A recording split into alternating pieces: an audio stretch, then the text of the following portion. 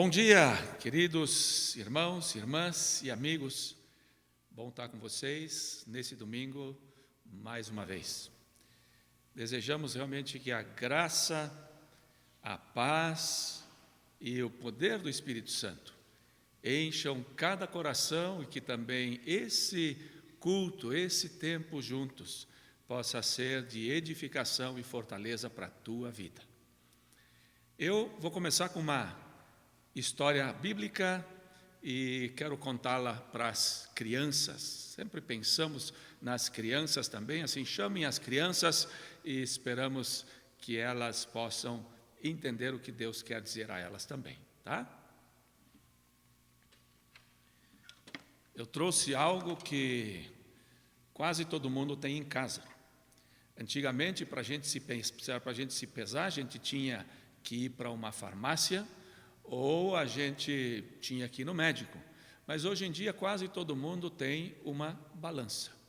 Eu trouxe essa de casa, ela já está bem velhinha, mas ela funciona. E, assim como nós temos uma balança, Deus também tem uma. E a Bíblia fala sobre isso. Sabem onde? Lá em Daniel. Daniel, no capítulo 5. Tem uma história do rei que veio depois de Nabucodonosor. O nome dele era Balsazar. E esse rei, um dia, ele decidiu fazer um grande banquete. Ele convidou 1000 nobres. E aquele foi um banquete onde ele colocou de tudo, também muita bebida alcoólica e muita festa. O rei também trouxe as taças de ouro que eles tinham trazido lá do templo de Jerusalém e que tinham sido consagradas a Deus. E Deus olhou para aquilo e Deus não gostou do que viu. E quando eles estavam naquela festa, eles de repente viram uma mão escrevendo algumas palavras na parede. Aqui eu peguei algumas imagens aqui, nós temos, o rei e se assustando com a luz e a mão que de repente estava escrevendo ali naquela parede, na parte mais clara. E aquela mão, ela escreveu essas palavras: Mene, Mene, Tekel, Parsim. O rei não conseguiu entender.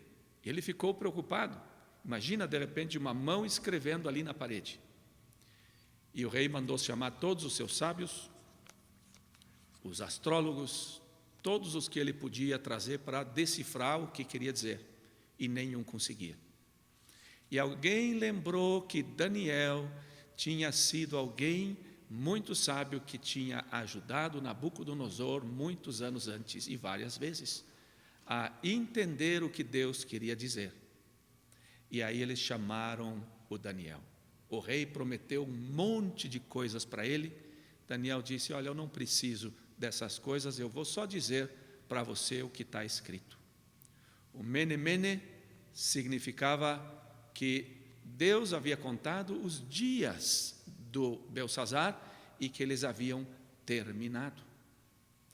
Depois, aquela palavrinha Tekel significa: você foi pesado numa balança e foi encontrado leve. Interessante. Você foi pesado, Deus pesou você e você não tem peso suficiente. E a terceira, Parsim, o teu reino foi dividido e vai ser entregue aos medos e aos persas. Exatamente como Daniel falou, aconteceu. Naquela mesma noite, aquele rei foi morto e os medos e os persas assumiram o poder. O que é que nós aprendemos dessa lição? Em primeiro lugar, que faltou uma imagem aqui, A imagem do Daniel, que naquela época já era bastante velhinho, porque já tinham se passado muitos e muitos anos, e ali Deus usou ele para levar a sua mensagem. O que nós aprendemos é que as coisas de Deus, não devem ser levadas na brincadeira, como também esse rei fez, menosprezando aquilo que era sagrado. Uma outra coisa que podemos aprender é que Daniel, mesmo estando longe da sua casa, da sua família e da sua terra, foi tremendamente usado por Deus, ou seja, Deus quer nos usar em todos os lugares. Mas tem um outro aspecto, e é o da balança. Você foi pesado e encontrado leve. Todos nós, se Deus nos colocar na balança, vamos ser encontrados leves, por causa da nossa distância de Deus, por causa do nosso pecado. Só tem um jeito de pesar suficiente na balança de Deus, e isso é quando eu estou na balança com Jesus Cristo. Por isso, tão importante que cada um de nós siga Jesus, creia no Senhor Jesus Cristo, se arrependa dos seus pecados e comece uma nova vida com Jesus. E aí, Jesus, como a gente diz para as crianças, entra no nosso coração, e Ele está dentro de nós, e aí, na balança de Deus, nós temos o peso certo. Não importa se você é grandão, mede 2 metros, ou se você é pequenininho e mede só 1. Se você tem Jesus, você pesa o suficiente. Não importa se você é branco ou preto, homem ou mulher, menino ou menino, com Jesus nós temos o peso que nós precisamos. Por isso, vamos abrir o nosso coração, entregar a nossa vida a Jesus, segui-lo como Ele merece, crendo e obedecendo nele. Tá?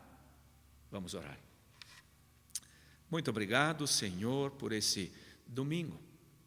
Muito obrigado por esse dia que o Senhor preparou para falar também aos nossos corações através da mensagem, das músicas, de tudo aquilo que vai acontecer. Muito obrigado também porque o Senhor é um Deus vivo, que é o dono do universo. E mesmo longe do templo de Jerusalém, o Senhor estava de olho lá na Babilônia no que acontecia. Um dia todos nós vamos ter que comparecer diante do Senhor e render contas. Todos nós somos pesados. Muito obrigado por Jesus Cristo que o Senhor enviou para que nós pudéssemos ter o peso certo na tua balança, para que nós pudéssemos ser aceitos e pudéssemos fazer parte do teu reino. Obrigado por essa possibilidade que o Senhor continue nos ajudando a entender quão importante Jesus é para as nossas vidas e quão importante é o compromisso de segui-lo no dia a dia e caminhar com Ele. Muito obrigado, Senhor Jesus, porque o Senhor nos ama, que o Senhor nos aceita, nos perdoa e nos guia. Que a tua graça esteja sobre as nossas vidas, no nome de Jesus. Amém. Amém. Vamos ouvir agora o louvor.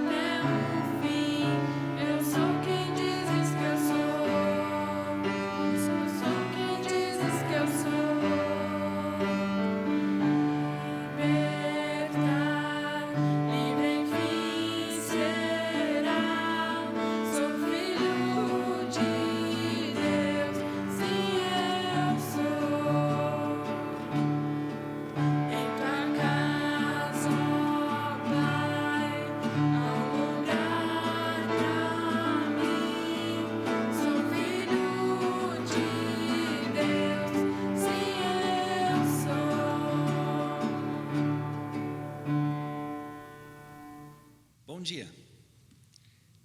Sejam bem-vindos à participação deste culto que é transmitido. Que Deus possa te abençoar mesmo assim, mesmo estando talvez sozinho em casa ou com a família assistindo. Que a palavra de Deus possa tocar e transformar a minha vida. Acabamos de ouvir uma história que o pastor Dietmar contou e é interessante sim, quando nós estamos sendo avaliados por Deus. Na mensagem de hoje, nós olhamos para o texto bíblico que está em 1 Coríntios capítulo 11, e aí o apóstolo Paulo, ele faz uma certa avaliação. Olhando para aquele texto inteiro, o capítulo 11 é um capítulo muito interessante, porque ele trata de alguns aspectos importantes da igreja. Ele fala sobre a questão da autoridade, ele fala sobre a questão da comunhão na ceia, ele explica como que é a convivência na igreja de uma forma correta, corrigindo alguns pensamentos que as pessoas tinham naquela época, tipo desvalorizando a mulher, ou supervalorizando o homem, ou colocando dentro da igreja uma igualdade agora num ponto onde não há uma igualdade, tipo na questão da autoridade. Então Paulo trata isso e fala sobre a questão da honra, desonra, fala sobre cabelo, véu, várias outras coisas que eu não vou entrar em detalhes hoje, porque é um estudo em si. E também da ceia. Ele fala como que nós devemos manter a ceia, como que nós devemos celebrar ela, o que é importante nessa ceia, como que ela é feita, quais são os componentes da ceia, o que faz a ceia tão importante e como que se celebra ela. Também não vou entrar em detalhes. Então, qual texto que vou usar? Para entender todo aquele texto, Paulo trata um assunto e antes de entrar no segundo, tem uns versículos que ele coloca no meio. E esses versículos nós queremos ler hoje. Nós encontramos esses versículos no capítulo 11 da primeira carta aos Coríntios, versículos 17 a 22. Na primeira carta que Paulo escreve para a igreja em Corinto, capítulo 11, dos versículos 17 a 22. Aí fala o texto seguinte: apesar de tudo, não vos elogiarei quanto à instrução que passo a vos dar agora, porquanto as vossas reuniões produzem mal e não bem. Em primeiro lugar, porque ouso dizer que há divisões entre vós quando vos reunis como igreja, e até certo ponto acredito que isso esteja ocorrendo. Todavia, se faz necessário que haja divergências entre vós para que os aprovados se tornem conhecidos em vosso meio. Pois quando vos reunis como igreja, não é para comer a ceia do Senhor. Porque quando comeis, cada um toma antes a sua própria ceia sem esperar pelos outros. E dessa maneira, enquanto um fica com fome, outro se embriaga. Será que não tendes casas onde podeis comer e beber? Ou de fato desprezais a igreja de Deus, humilhando os que nada possuem? Que vos direi? Acaso vos elogiarei por isso? Certamente que não vos elogio por essas atitudes. Esse é o texto que nós queremos usar como base da mensagem do estudo hoje. Um pouquinho pesado, não concordam? Que Paulo faz uma crítica a uma igreja. Essa igreja, já devem ter ouvido algumas vezes, se formou por não-judeus. Cristãos que tinham uma vida antiga, uma vida errada, uma vida fazendo o que bem queriam. Não foram moldados desde o berço nas doutrinas, nas crenças do judaísmo. Então essa igreja, quando as pessoas se converteram, não tinha a base de tomar decisões na palavra de Deus. Muitas coisas fizeram sem entender. Essa igreja que nasceu, que surgiu, era uma igreja composta de pessoas talvez bem intencionados, mas sem muita informação. E por isso o apóstolo Paulo manda essa carta corrigindo as coisas que estavam acontecendo nessa igreja. Em questão da autoridade, ele fala antes, olha, assim que tem que ser. Mas antes de entrar agora nessa questão da comunhão, como se celebra a comunhão, ele aponta para um pensamento errado, um pensamento torto que está dentro da igreja. Ele fala sobre 2 aspectos, esses 2 que queremos ver agora, nesse texto. Ele fala primeiramente, o que nós percebemos que está dentro de vocês na igreja, são divisões. Paulo aponta para a igreja e fala, olha, colocando vocês na balança, vocês não têm como ter peso porque tem divisões. Vocês não entram como uma igreja, vocês não chegam como um todo. Vocês chegam desparcerados, vocês chegam em fracções. E essas divisões, ele não está falando das divisões na questão de como que nós temos entendimento ou gosto. Porque no gosto, como fala em português, sobre o gosto não se discuta. Cada um tem seu e podemos ter, mesmo na igreja, não tem problema pensar diferente. Mas isso não é uma divisão. Olha, num casamento, homem é totalmente diferente que uma mulher. E não por causa disso tem divisões, tem união. Por causa de uma decisão, por causa de um estilo de vida que os 2 querem levar. Então uma igreja pode ser totalmente diferente na unidade, mas pode ter união mesmo assim. E isso o apóstolo Paulo mostra para a igreja. Vocês têm divisões, têm grupos. E o que Jesus fala? Olha em Lucas capítulo 11, versículo 17. Em Lucas 11, 17, Jesus mesmo fala, mas conhecendo ele o que se lhes passava pela mente, afirmou-lhes, todo reino dividido contra si mesmo será arruinado, da mesma forma que uma casa dividida contra si mesma ruirá. O que isso quer dizer? Se a casa em si está dividida, ela não tem como prosperar.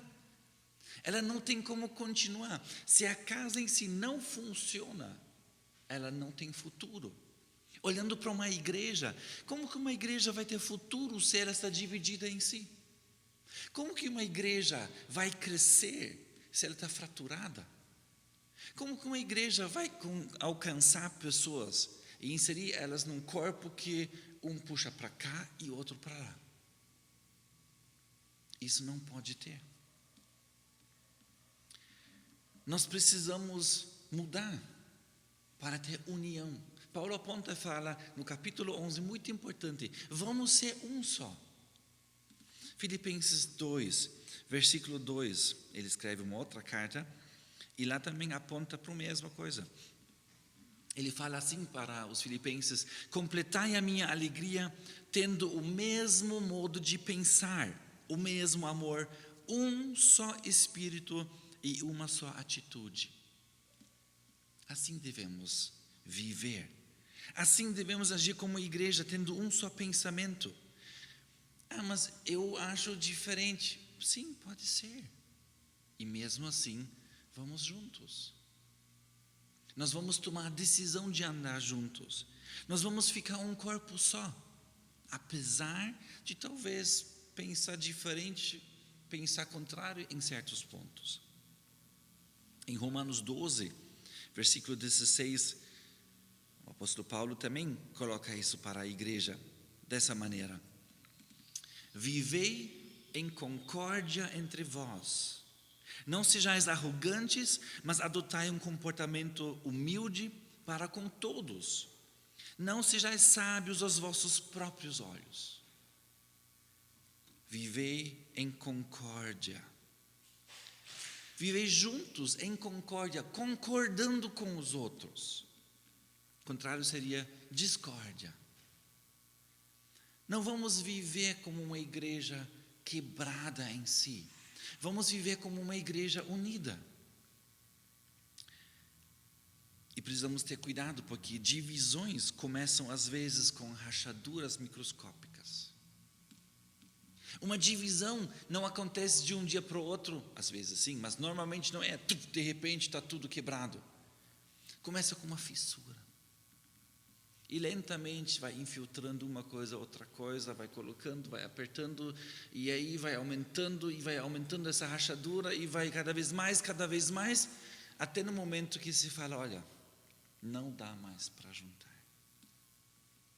Quebrou talvez. E essas fissuras, essas rachaduras podem ser palavras. Alguém falou alguma coisa, isso deu uma fissura, uma rachadura na união da igreja. E deu mais uma palavra, e mais uma palavra, outra palavra, e mais alguma coisa, e no final tem 2 grupos. Tem atitudes, ou a omissão das atitudes também. Eu estava esperando que alguém fizesse, mas não fizeram. Outra vez também não fizeram, deixaram de fazer. Ou estão fazendo alguma coisa que magoa, que entristece e divide. Paulo fala, cuidado, irmãos. Vocês estão divididos. Essa divisão não faz bem. Ela não ajuda no crescimento. Podem ser crenças divergentes. Um crê assim, outro diferente. Tem vários pontos e talvez vocês conhecem uns pontos sobre quais pode ter divergências. E aqui começa uma grande briga para cá e para lá. Nós somos assim, mas nós somos diferentes, então vamos dividir a igreja. Paulo fala, cuidado. Porque uma igreja dividida, ela enfraquece. Nosso entender é parcial. Nós não entendemos tudo, é incompleto. A palavra revela que nós entendemos só partes.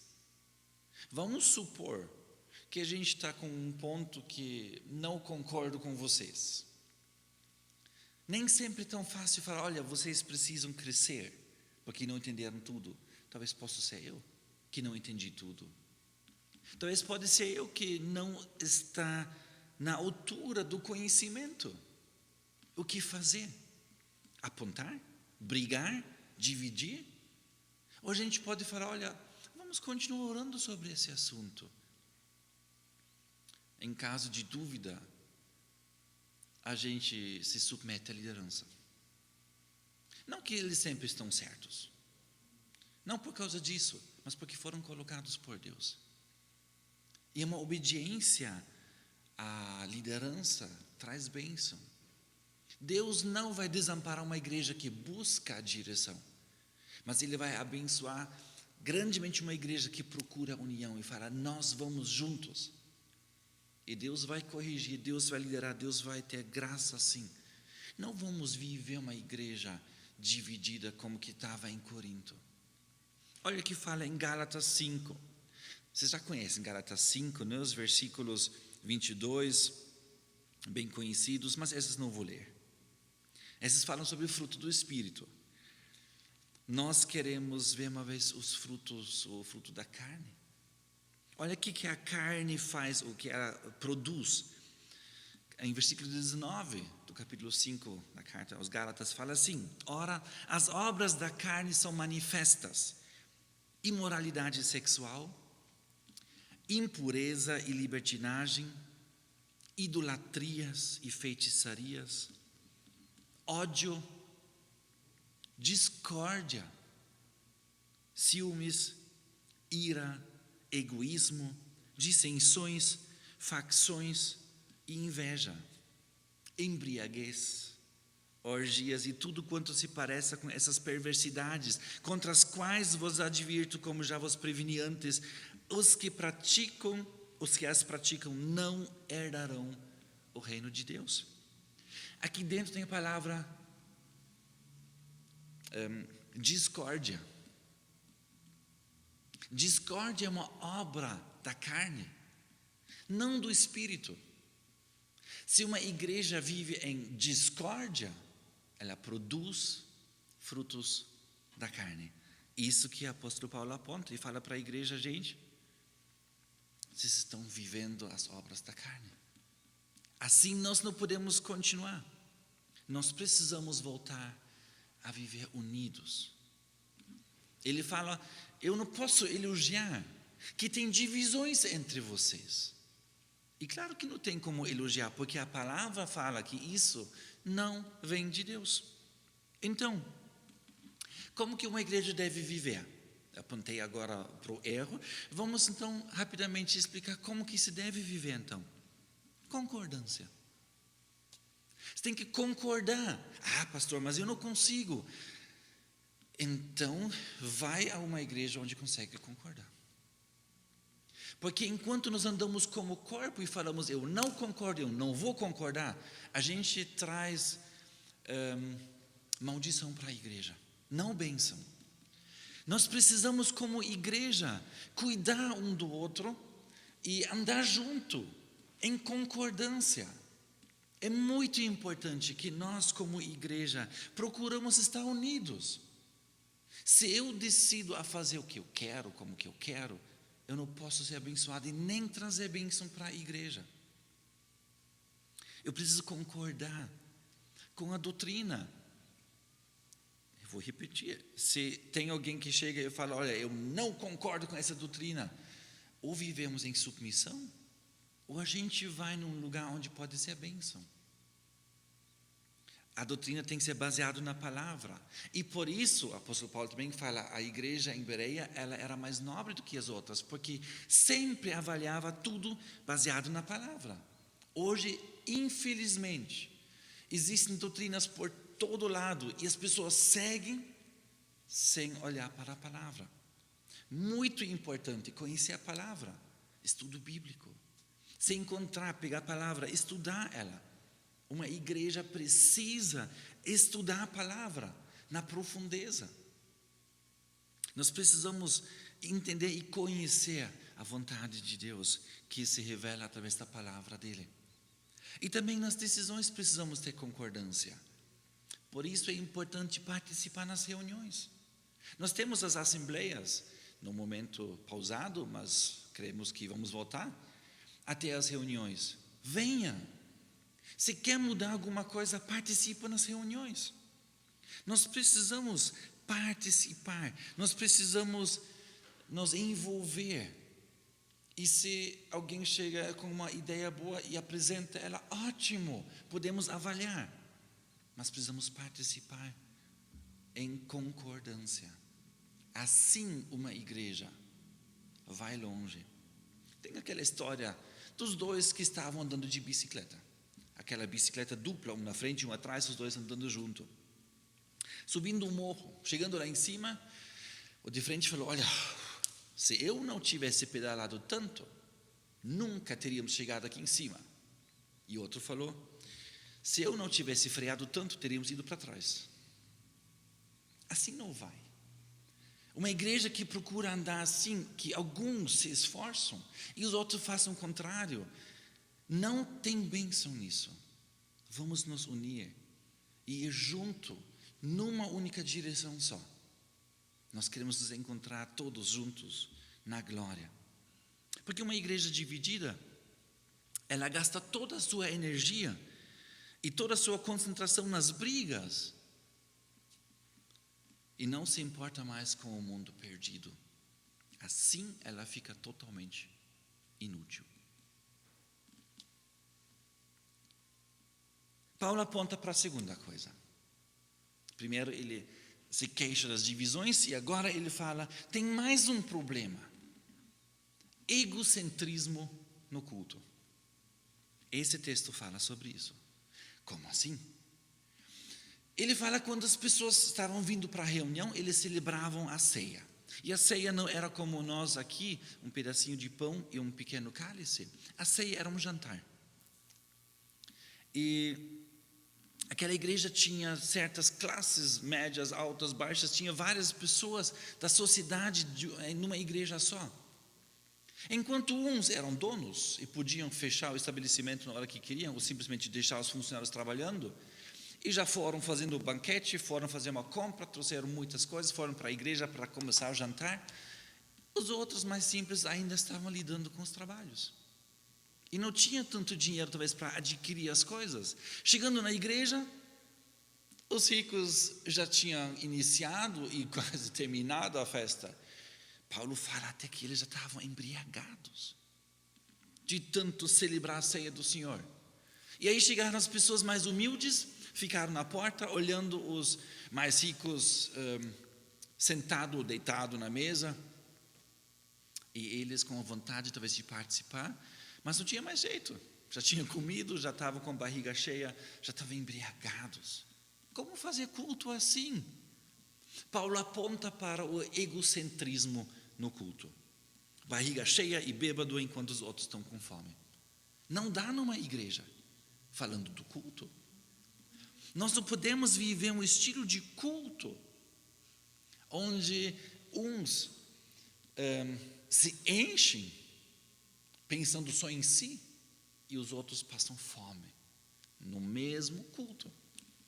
Assim era infelizmente a realidade em Corinto. Mas pastor, nós não fazemos isso.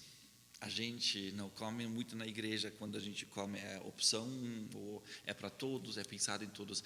Esse problema nós não temos aqui. Será? Talvez em outra área. Uma frase que nós ouvimos muitas vezes é que não gostei do culto. Não foi bom para mim. O louvor precisa me agradar? O culto é para mim? Tinha uma vez uma igreja grande e era o domingo dos jovens. Não aconteceu aqui. Os jovens fizeram o louvor e no meio do louvor, um irmão da igreja levantou, fez aquele gesto e foi batendo os pés para fora, entrou no carro, bateu a porta e queria sair. Pastor, amigo meu, foi atrás dele e bateu no vidro do carro, o homem baixou o vidro. O pastor perguntou, o culto não terminou ainda? Falou, eu não gosto desse louvor. O pastor falou, ótimo, muito bom. Então, nós aprendemos hoje com o irmão como que todo mundo pode agir na igreja se não gosta de alguma coisa, né?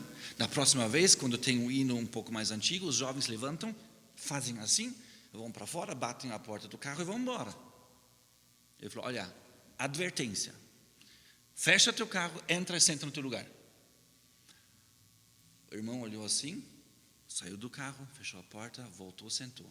Depois se reconciliou com a igreja, por causa da atitude que não estava bem sábia. Às vezes agimos no culto como se ele fosse para nós. Quem nós cultuamos? Para quem que nós fazemos isso? Deus com certeza gosta mais das atitudes do coração, mesmo se não são assim como que nós gostamos pelo gosto, do que as atitudes que a gente de repente começa a brigar, fazer escândalo porque não gosta de certas coisas. Deus precisa ser glorificado no culto. Nós fazemos isso para Ele. E pode ser até um louvor perfeito. Se não vem do coração, Deus não aceita. E pode ser um louvor totalmente torto, ou fora do ritmo, ou simples, ou com dialeto, ou errando nas teclas, seja como for. Se é de todo o coração, Deus aceita.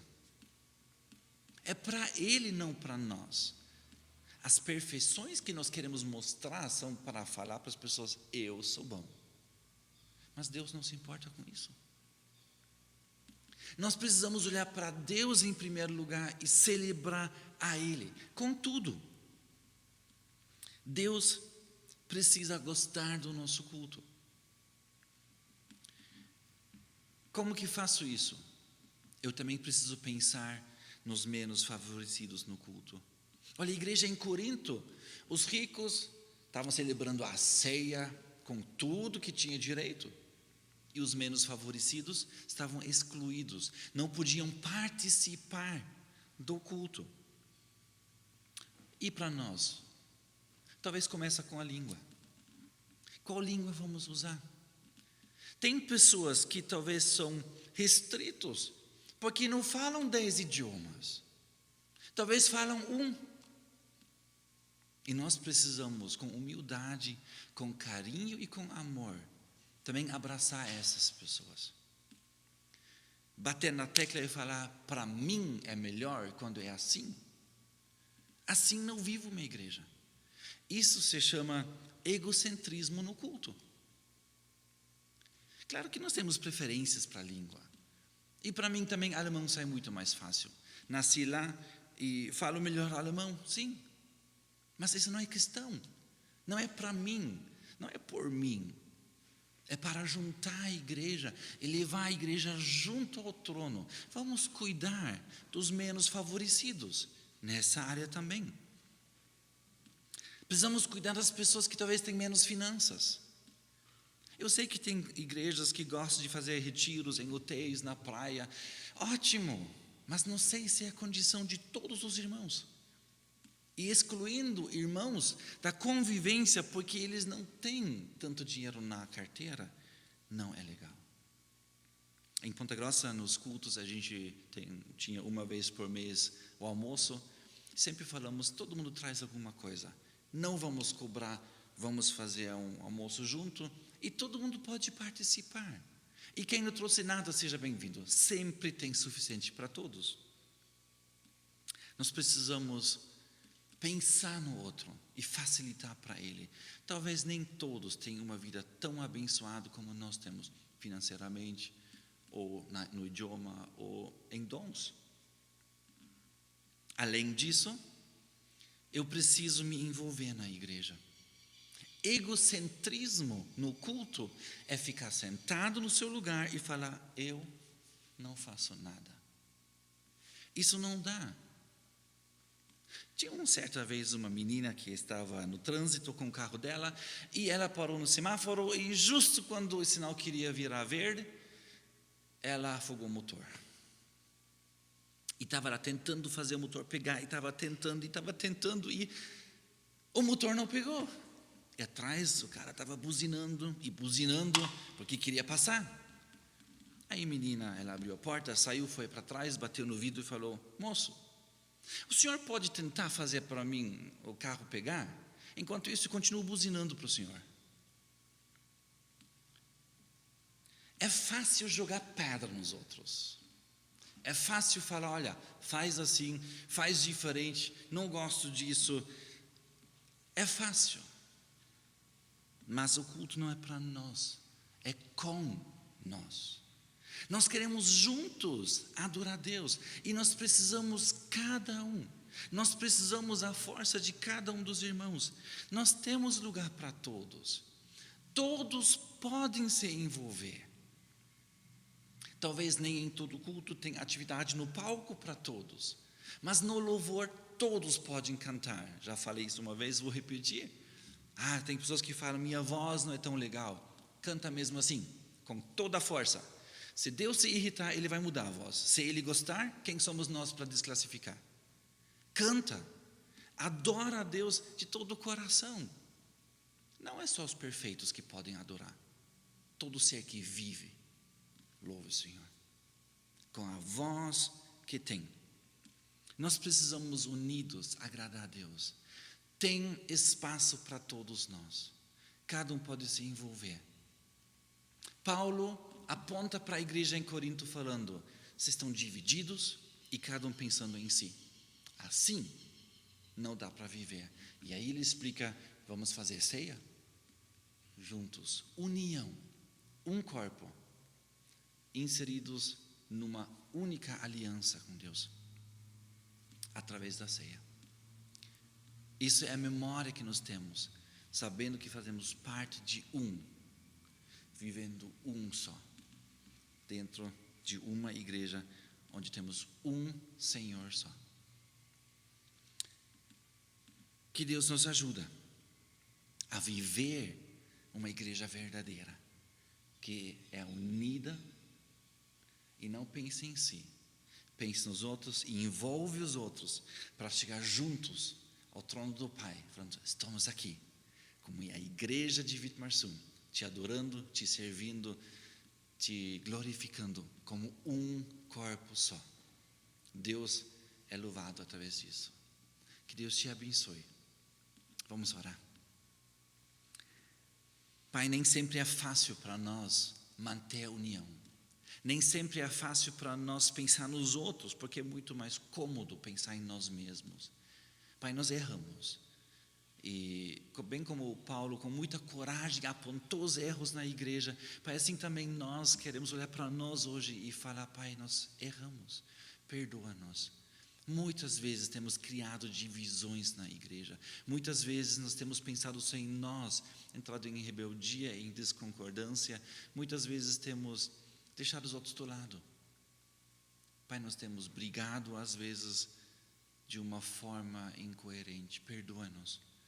Dá-nos uma união novamente, dá-nos olhos abertos para o próximo e que nós podemos abraçar a igreja e juntos como uma família, como um corpo só, chegar na Tua presença e Te glorificar, Te exaltar. Tenha misericórdia de nós, abençoe-nos também nessa semana, Pai. Mantenha a Tua mão sobre nós, protege-nos de doenças, protege-nos de dificuldades e problemas. Pai, abençoe cada um. Quero pedir a favor de cada um dos irmãos que está em casa agora, abençoe cada um deles e que possam sentir assim Tua presença, possam sentir a Tua graça, Tua mão. Abençoe-nos como igreja. Isso oramos agradecidos, confiante, no nome do nosso Senhor Jesus. Amém.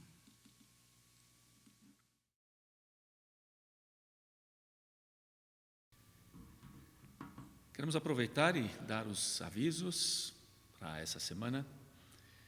Um deles que está no boletim também é o de que o isolamento ele tem dificultado a vida para um e para outro. Algumas coisas às vezes têm aparecido que não apareceram antes. Se você precisa de ajuda, se você gostaria que algum diácono ou pastor te visitasse, entre em contato conosco, com prazer queremos fazê-lo. Às vezes, como pastores ou diáconos, a gente está assim, a gente não sabe, puxa, devo visitar, posso visitar, vai ser um problema ou não, né? Mas se você nos convidar, nós vamos com prazer, tá? Um outro aviso: nós somos edificados pela mensagem, como também nesse domingo, mas existem outras possibilidades também. Nós queremos enfatizar duas.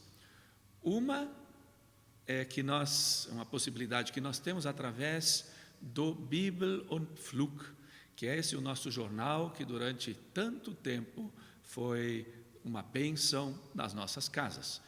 Em 2018 ele foi encerrado, mas ele está completamente digitalizado agora. Então todas as edições desde 1953, se não me engano, estão ali. Então, você pode acessar, entra só Bibel und Flug, ou jornal Bibel und Flug, e você vai poder acessar todas as edições. Da mesma forma, depois que foi encerrado o jornal Bibel und Flug, para não deixar, né, as famílias sem nada, o pastor Udo Siemens começou uma página na internet que chama Menonitas no Brasil. Se você digitar no Google Menonitas no Brasil, tem muitos artigos, tem muita coisa interessante, informações de igrejas que você pode encontrar ali. Uma maneira de também aprendermos com outros, vermos o que outros estão fazendo, tá? Então essas duas possibilidades estão aí. Hoje é dia 14 de junho. Hoje estava planejada a festa da colheita. Nós estamos postergando por enquanto, esperamos poder realizá-la em algum tempo, mas temos pedido que aquelas ofertas da festa da colheita pudessem começar a ser depositadas. Eu sei que vários já têm feito esse depósito e nós agradecemos de coração e animamos outros que gostariam de fazer. Só coloca lá, né, no ticket ou como uma observação na transferência que você fizer, oferta para a colheita, oferta da festa da colheita, e a gente sabe que é para esse fim. Por quê? Porque com esse dinheiro nós apoiamos os missionários que com os quais nós, como igreja, temos um compromisso. E temos que aproveitar o tempo para pregar o Evangelho, para levantar igrejas, e os missionários são sustentados a partir dali, tá? Então, para você que já fez, o nosso muito obrigado, e esperamos que os que não fizeram ainda possam fazê-lo logo. Estamos encerrando também esse tempo. Desejamos a vocês um domingo muito abençoado, com a família, com outros talvez, e que Deus continue edificando a tua vida e ajudando você a crescer. Que Deus te abençoe.